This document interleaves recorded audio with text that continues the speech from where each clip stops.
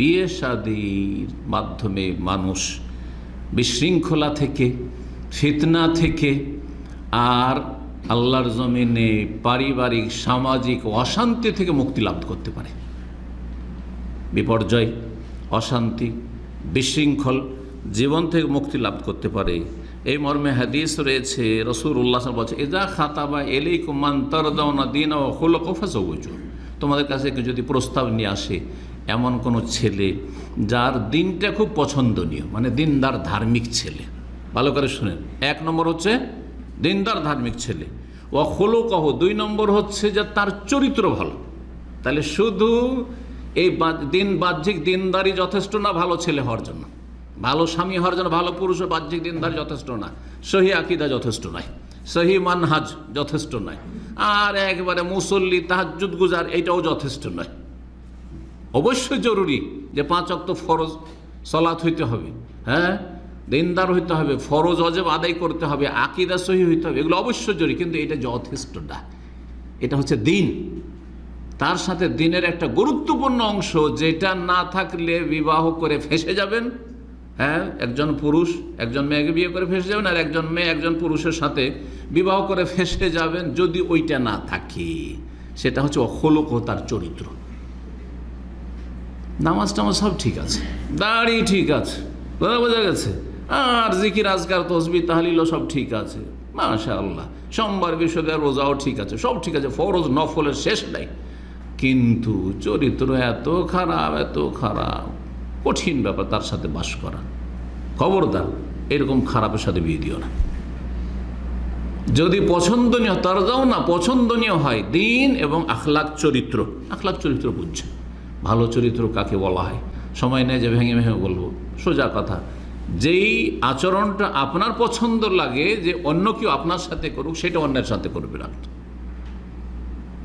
একজন পুরুষ নিজেকে একটা মেয়ের জায়গায় রেখে চিন্তা করেন তো, আপনি যদি একজন মেয়ে মানুষ হইতেন আর আপনার সাথে আপনার স্বামী যদি এইরকম নির্যাতন করতো যেটা আপনি করছেন, তো আপনাকে কেমন লাগতো?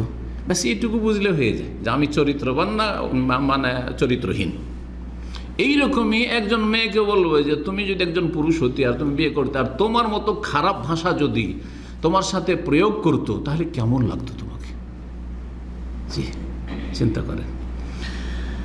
তো চরিত্র ভালো হতো। চরিত্র ভালোর একটা দিক হচ্ছে সতীত্ব।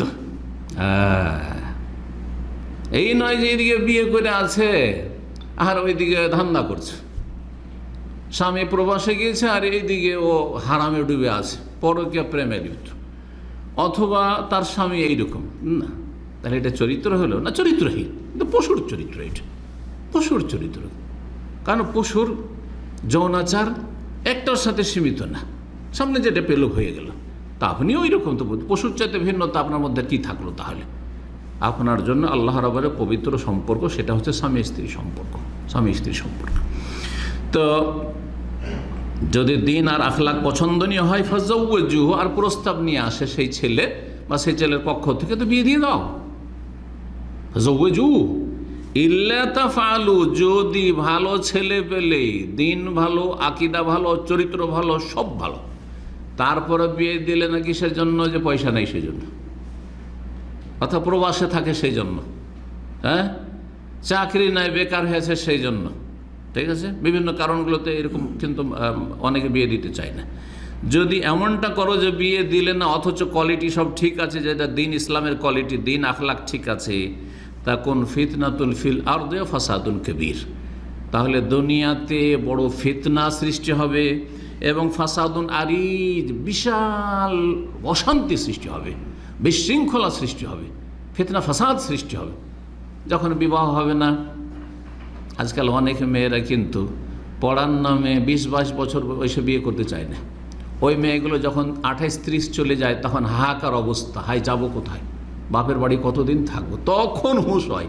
যখন হুঁশ হয়েছে, এমন বয়সে চলে গেছে, মাস্টার ডিগ্রি করা হয়ে গেছে, পড়া হয়ে গেছে, এখন বাড়িতে মানসিক অশান্তি, ভাবির পক্ষ থেকে জুলমের শিকার হচ্ছে, ভাইয়ের বাড়ি আর থাকা চলবে না, বাপ মা বুড়ো হয়ে গেছে, অকেজ হয়ে গেছে, ওদেরই দেখাশোনার লোক নেই, ভাইয়েরা দেখার তো আমাকে কে দেখবে, তখন বিয়ের জন্য ভালো ছেলে খুঁজে, আর ছেলে পায় না, খুঁজে। বাস্তব সত্য কথা বলছি না? এই জন্য না, কখনো না 20-22-এর বেশি যেতে দেবেন না মেয়েদের বিয়ের ক্ষেত্রে। এটা খুব বেশি বলছি। 18 থেকে শুরু করে 22-এর মধ্যে বিয়ে দেন।